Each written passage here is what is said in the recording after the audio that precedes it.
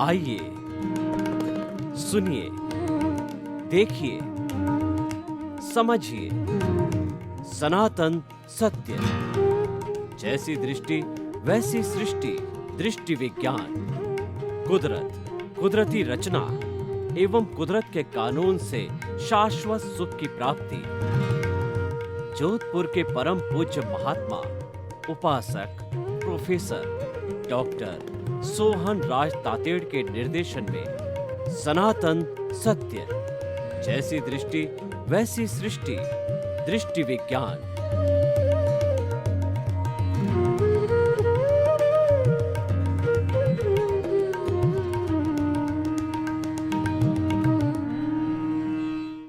ओम शांति प्रभो, जय शांति प्रभो।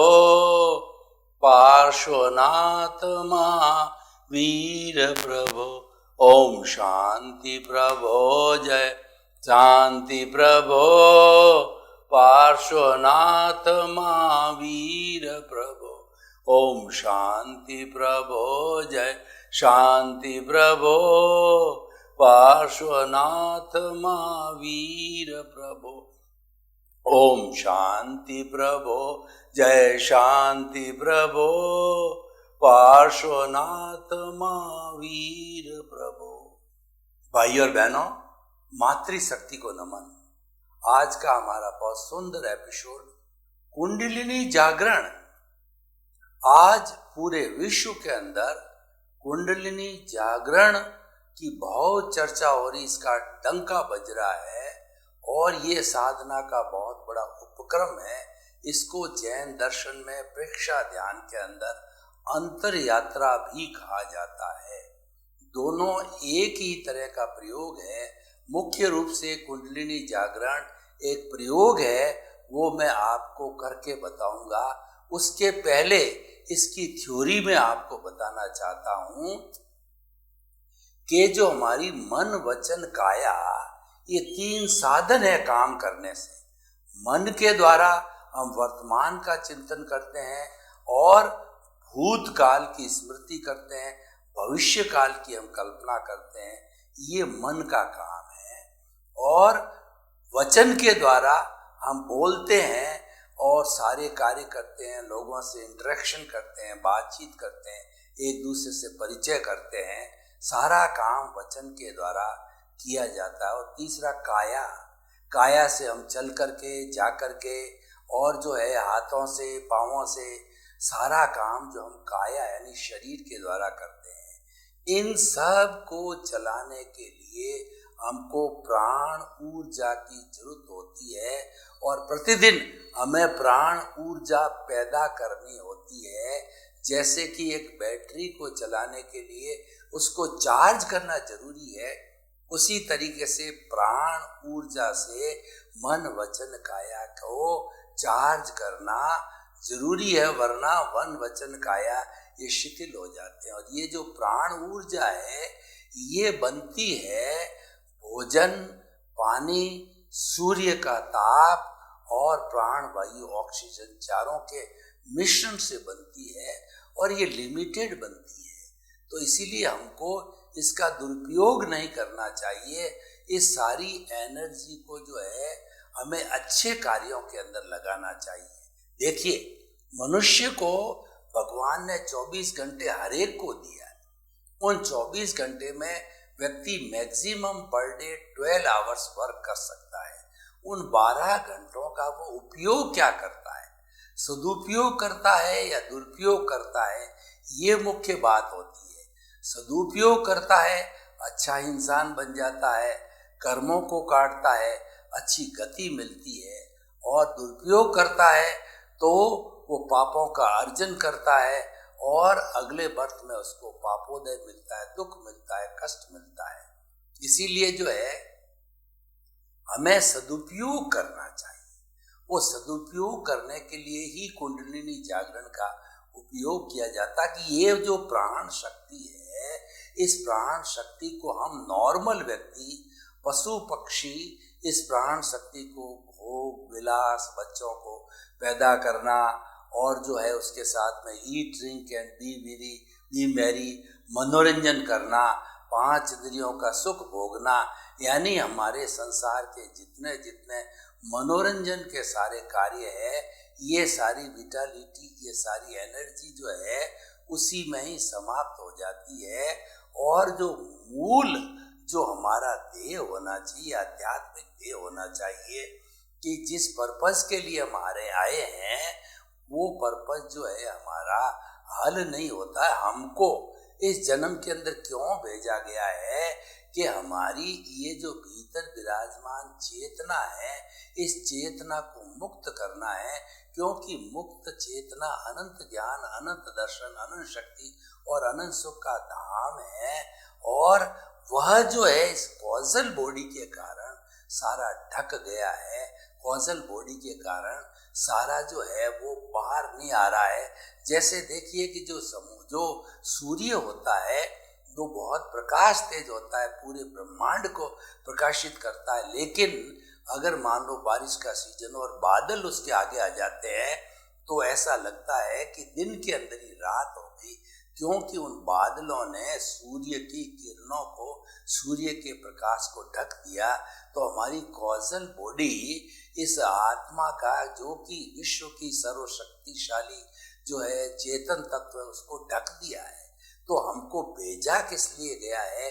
इस कॉजल बॉडी को डाउन करने के लिए, इसको पतला करने के लिए और इसका घनत्व और इसका वॉल्यूम घटाने के लिए भेजा गया। और यही जीवन का मुख्य उद्देश्य होना चाहिए।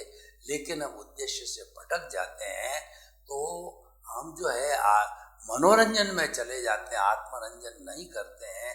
तो पुनः पुनः याद दिलाना होता है। तो अब देखिए, आत्मरंजन में जाने के लिए और हमारी कॉजल बॉडी को घटाने के लिए, वो जो कॉजल बॉडी सारी है वो मूल रूप के अंदर सारा अज्ञान है। जितना भी कॉजल बॉडी है वह जड़ है, वह अज्ञान है, वह टेम्परेरी है और वह विनाशी है। तो उसको जो है वह हमारे को धीरे धीरे जो है उसको कम करना है। तो उसको कम करने के लिए हम प्रयोग करते हैं कुंडलिनी जागरण का, यानी कि जो हमारी जो नीचे जा रही है, जो हमारी सारी ऊर्जा शक्ति रीढ़ की हड्डी के नीचे समुद्र के रूप में, दरिया के रूप में, झरने के रूप में स्टोर्ड है, और वह हम जो है मनोरंजन के माध्यम से खर्च कर रहे हैं, उसको ऊपर उठा करके अगर वो शास्त्र सार में आ जाती है तो ये ज्ञान केंद्र है शास्त्र सार। तो यहाँ आने पर ये ज्ञान का जो है उपयोग होने लग जाता है, और जो हमारा अज्ञान पक्ष है, कॉजल बॉडी है, उसका विनाश हम ज्ञान से ही कर सकते हैं। उस अज्ञान को मिटाने के लिए हमें ज्ञान ग्रहण करना पड़ता है, ज्ञान प्राप्त करना पड़ता है। और हमारे जो अज्ञान की प्रतिरोधात्मक शक्ति वो ज्ञान है, और ये ज्ञान का जो मुख्य निवास होता है वो शास्त्र सार में होता है। और उसको प्रकट होने के लिए हमारे को ये जो है ऊर्जा जो है वो विटालिटी है, इसकी आवश्यकता होती है। तो उसके लिए कुंडलिनी जागरण प्रयोग किया गया है। कुंडलिनी जागरण को हमारे ऋषियों मुनियों ने डेवलप किया, और डेवलप करके और सारी ऊर्जा को उठा के शास्त्र सार में लाए, और फिर वह जो है उस ऊर्जा का जो सदुपयोग करते हैं। सदुपयोग क्या करते हैं कि वह ज्ञाता दृष्टा बन जाते हैं, वो दृष्टि विज्ञान करते हैं, वो भेद विज्ञान करते हैं, वो विधेय बनते हैं कि मन वचन काय से मुक्त ऐसा मैं शुद्ध आत्मा हूँ। और हमारी शक्ति जो सारी मन वचन काया तथा उससे जुड़ी हुई हर अवस्था मात्र कुदरती रचना है, उसका रचने वाला कोई बाप भी नहीं है, और वो व्यवस्थित है, वो विनाशी है, वो जड़ है, और वो मैकेनिकल मोड से चलती है। तो हम उसमें उलझ जाते हैं, उसमें तन्मयाकार होकर के इस शक्ति को नष्ट कर देते हैं। लेकिन कुंडलिनी जागरण होने के बाद में हमको ज्ञान मिलता है, या ज्ञान मिलने के बाद कुंडलिनी जागरण जो हो जाता है, दोनों एक ही बात है। तो हमारा जो कर्ता पद है वह छूट जाता है, हम आत्म पद पर विराजमान हो जाते हैं। तो वहाँ पर विराजमान होने से जो है हमारा ज्ञान उत्तरोत्तर बढ़ता जाता है और हमारी उसका ज्यों ज्यों ज्ञान बढ़ेगा, ज्यों ज्यों कॉजल बॉडी का ग्राफ गिरेगा। ये एक दूसरे के विरोधी है। ज्ञान की उपस्थिति होते ही कॉजल बॉडी अज्ञान समाप्त होने लग जाता है, और अगर ज्ञान नहीं है तो फिर वह कॉजल बॉडी अज्ञान है, वो तो अपने आप बढ़ता रहेगा। इसीलिए हमें मुक्ति में जाने के लिए सम्यक ज्ञान की जरूरत होती है। उसके लिए हमारे को सद्गुरु या ज्ञानी पुरुष की आवश्यकता होती। कुंडलिनी जागरण ज्ञानी पुरुष की जो है देख रेख में किया जाता है, या प्रैक्टिस करके खुद भी किया जा सकता है। तो ये करने से जो है हमारा ज्ञान का विस्तार होगा, हमारा ज्ञानावरणीय कर्म जो है वह घटेगा, वो पर्दा हटेगा। जब वो पर्दा हटेगा तो ज्ञानावरणीय के साथ साथ में दर्शनावरणीय का भी पर्दा हटेगा, और साथ साथ में कुंडलिनी जागरण से जो मोहनीय कर्म है वह भी जो डाइल्यूट हो जाता है। और वास्तव में ज्ञान कब मिलता है?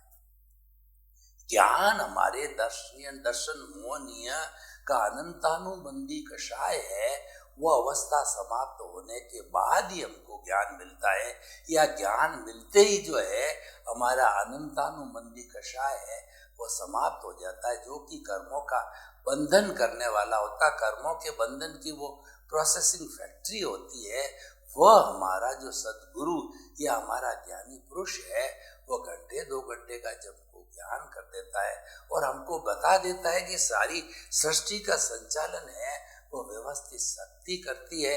इसीलिए न तो तुम कर्ता बनो, न किसी को कर्ता जानो, और उस व्यवस्थित शक्ति के अधीन जो है आपका जितना भुगतान चल रहा है, जो पिछले जन्म से जो चार्ज करके आप लाए थे, डिस्चार्ज चल रहा है, वो चलने दो। वो तो अपने आप उदय और प्रारब्ध के अनुसार मैकेनिकल मोड से भुगत लिया जाएगा। उसकी केयर करने की जरूरत नहीं है, क्योंकि वो तो ऑटो मोड से चलता है। आप उसके अंदर टांग मत अड़ाओ, और टांग अड़ाने का अर्थ आप उससे जुड़ गए तो फिर राग द्वेष मल्टीप्लाई होगा। तो इसका मतलब हमारी कॉजल बॉडी हम घटाना चाह रहे थे और वो तो हमने बढ़ा दी। तो इस तरीके से कुंडलिनी जागरण या अंतर यात्रा एक बहुत सुंदर उपक्रम है साधना का, और ये किया जाना चाहिए। जब ये कुंडलिनी जागरण से नीचे की शक्ति उठ करके सहस्त्र सार में आ जाएगी तो आपको महसूस होने लग जाएगा कि मेरे ज्ञान तंतु सक्रिय हो रहे हैं, मेरा ज्ञान बढ़ रहा है, मेरा आत्मज्ञान बढ़ रहा है। और आत्मज्ञान के बढ़ने के साथ साथ में आप में चेंज आएगा कि मैं तो आत्म पद पर बैठ गया हूँ, अब मुझे आत्मा की बात करनी है। और वहाँ बैठे बैठे आपका जो व्यवहार पक्ष है, यानी आपका जो आपका कहना चाहिए कि आंखों से देखा जाने वाला जो जगत है, इंद्रियों का जगत है, उस जगत के अंदर जो अपना भुगतान लेन देन चल रहा है वो चलता रहेगा। उसके अंदर आपको करना कुछ नहीं है, वो तो ऑटो मोड से चलता है। वो तो उदय और प्रारब्ध के अधीन कुदरत के साथ चलता है। कुदरती जैसा जैसा उपादान होता है, किसी को सेवा लेने का होता है या देने का होता है, वह कुदरत उस निमित्त को ला करके खड़ा कर देती है। तो आप तो ऐसे आत्म पद पर बैठे हो कि वहां बैठे बैठे आप भेद विज्ञान कीजिए। कुंडलिनी जागरण करते ही वह भेद विज्ञान करवा देती है कि मैं अलग हूँ, शरीर अलग है, मैं शरीर नहीं हूँ, मैं तो शुद्ध आत्मा स्वरूप आत्मा हूँ। शरीर जड़ है, ये विनाशी है, ये टेम्परेरी है, ये आज है और कल चला जाएगा। और ये हमको जो शरीर मिला है पूर्व जन्म के कर्मों के भुगतान के लिए मिला है। शरीर का मात्र एक ही फंक्शन है कि जो जो आपका भुगतान बकाया है पिछले जन्म में जैसे जैसे कॉजेज डाल करके कॉजल बॉडी बनाई है, इस जन्म में वो द्रव्य कर्म के रूप के अंदर डिस्चार्ज होकर के और आपका लेन देन क्लियर हो जाएगा। सेवा देने वाला आपकी सेवा करेगा, सेवा लेने वाला आपसे कराएगा, आपको मारेगा, पीटेगा, आपको गालियां देगा, और जो है वो आपको कहेगा कि आपने मेरे लिए क्या किया है। आपको वो कई कई तरह से जो है वो कष्ट देगा, क्योंकि जो कुदरत ने आपको बेटे के रूप में, बेटी के रूप में निमित्त बना करके भेजा, और ये सब पार्टियां हैं। देखिए हमारे घर में जितने भी लोग होता है सब फाइलें हैं, ये पार्टियां हैं, और पार्टियों का लेन देन चलता है, और ये बिल्कुल व्यवस्थित चीज है लेन देन लेने की, तो ये तो चलता रहता है।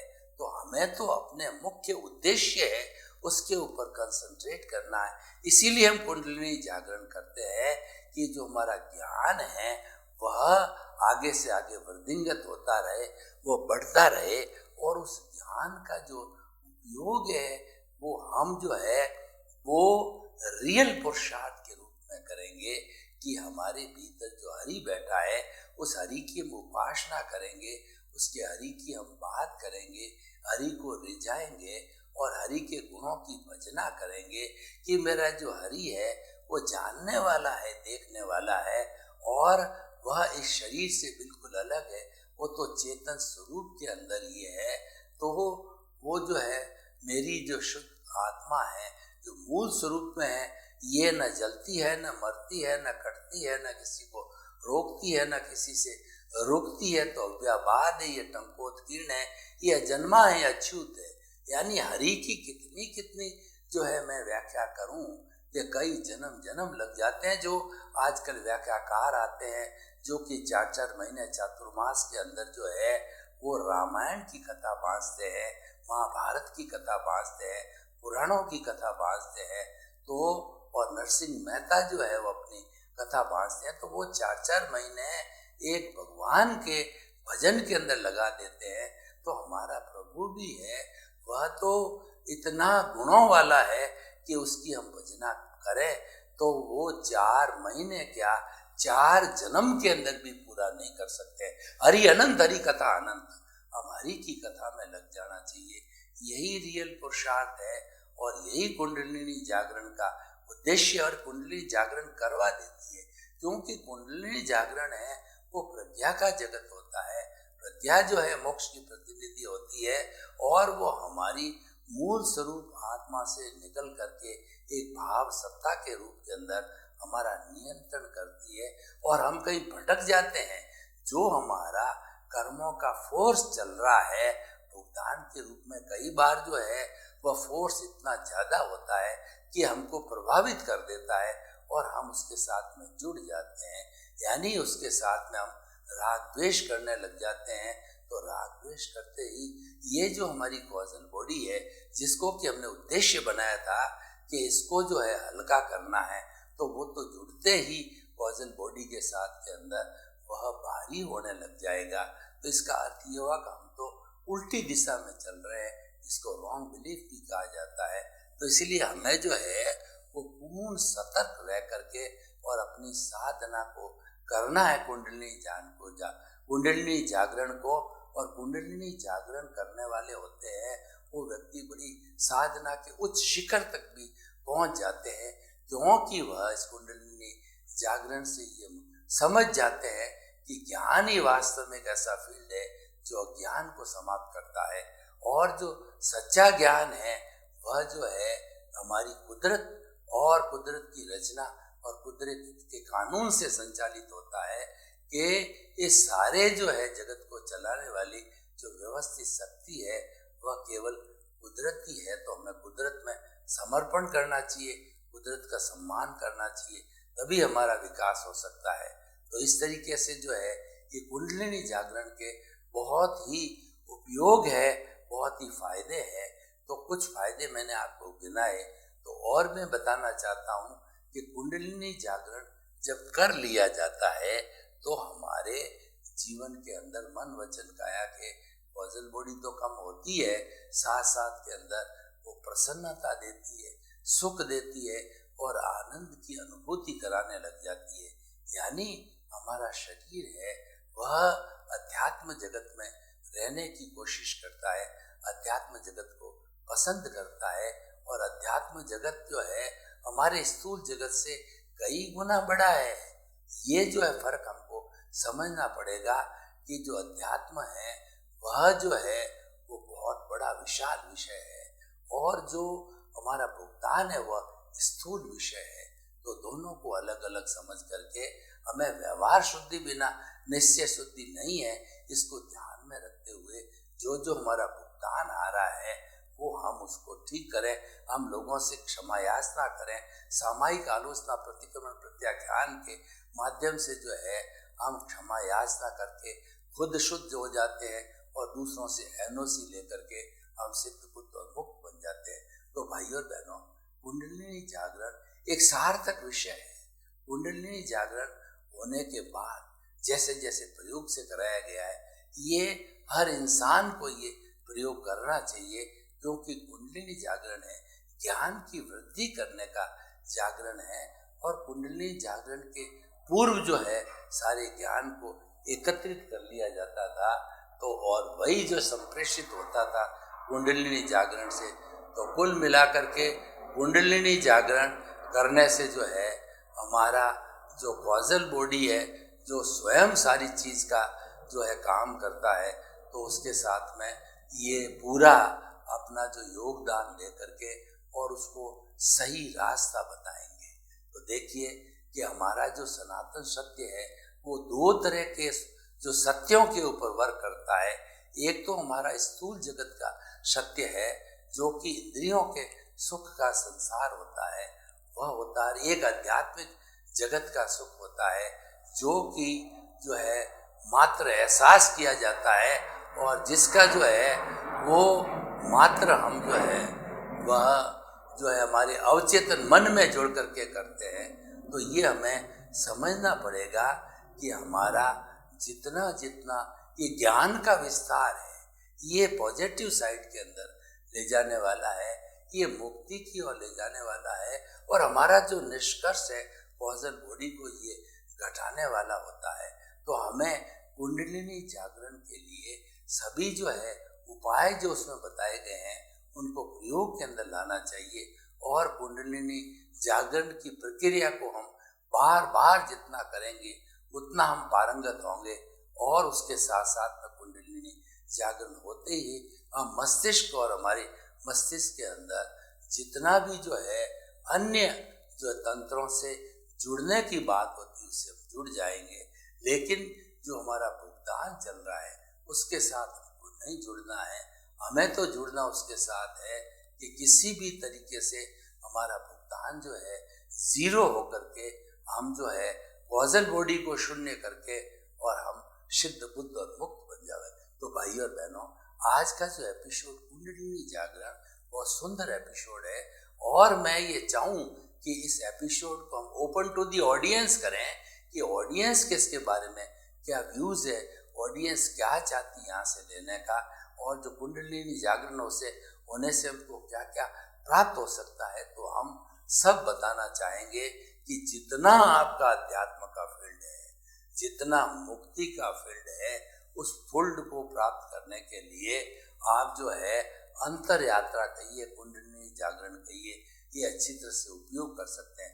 लेकिन एक चीज का ध्यान रखना है कि कुंडलिनी जागरण के अंदर जब वो जो है व्यक्ति का ज्ञान बढ़ जाता है तो वो ज्ञान बहुत पराकाष्ठा तक किया जाता है और वह इतना कहना चाहिए गहरा हो जाता है, उसमें व्यक्ति कई बार कोमा में भी चला जाता है और कई बार और भी समस्या हो जाती है।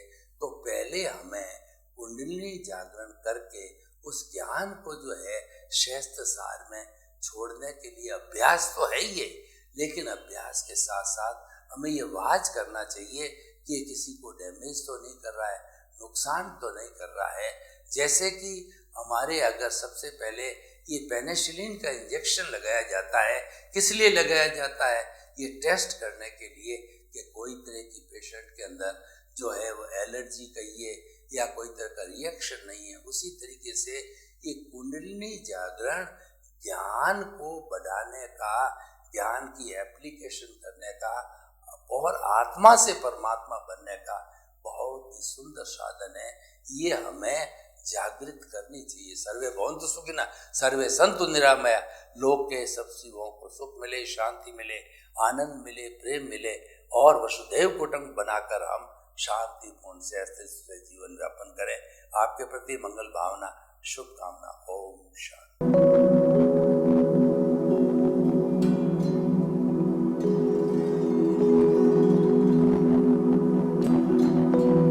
एक ऐसा अंतर्राष्ट्रीय ख्याति प्राप्त मानव जो गुरु प्रेरणा से पिछले 20 वर्षों से वानप्रस्थ जीवन जीते हुए 24 घंटे मानवता की सेवा में संलग्न है। एक ऐसा मानव जो अभी राष्ट्रीय, अंतर्राष्ट्रीय टीवी चैनलों पर 7,500 एपिसोड के माध्यम से सनातन सत्य, आत्मविज्ञान एवं पुनरुत्थान व्यवहार एवं निश्चय जगत के जीवनोपयोगी विषयों पर हृदय स्पर्शी प्रवचन कर चुका है। उस मानव का नाम है महात्मा उपासक प्रोफेसर डॉक्टर सोहन राज तातेड़। प्रोफेसर तातेड़ द्वारा योग, दर्शन, शिक्षा विषयों पर रचित पीएचडी स्तर के 250 शोध ग्रंथ भारत के 100 प्रतिष्ठित विश्वविद्यालयों में शोधार्थी पढ़ रहे हैं तथा वे सभी शोध ग्रंथ वहां की सेंट्रल लाइब्रेरियों में उपलब्ध हैं। महात्मा सोहन राज ने अभी तक हजारों स्कूलों, कॉलेजों, विश्वविद्यालयों एवं संस्थाओं में सेमिनार, वर्कशॉप, कैंप लगाकर लाखों विद्यार्थियों को योग, दर्शन, शिक्षा का प्रशिक्षण देकर उन्हें सुसंस्कारित किया। डॉक्टर तातेड़ ने भारतीय संस्कृति उत्थान के 4000 से अधिक समसामयिक विषयों पर आर्टिकल लिखकर ऑनलाइन जर्नल, पत्रिकाओं, वेबसाइट्स पर प्रकाशित किया, जिसका उपयोग लाखों पाठक कर रहे हैं। उपासक तातेड़ के 5000 से अधिक आज का सुविचार, आज का शुभ संदेश, आज का मंगल भावना योग आदि चिंतन websites, Twitter, blogger, Facebook, YouTube माध्यमों से लाखों लोग अपना जीवन निर्माण कर रहे हैं। मानवता के मसीहा ऐसे महामानव महात्मा सोहन राज तातेड़ के प्रोफाइल को अभी तक विश्व के 20 लाख दर्शक यूट्यूब पर, 12 लाख गूगल पर एवं लाखों दर्शक फेसबुक, ब्लॉगर, ट्विटर और इंस्टाग्राम पर देख चुके हैं।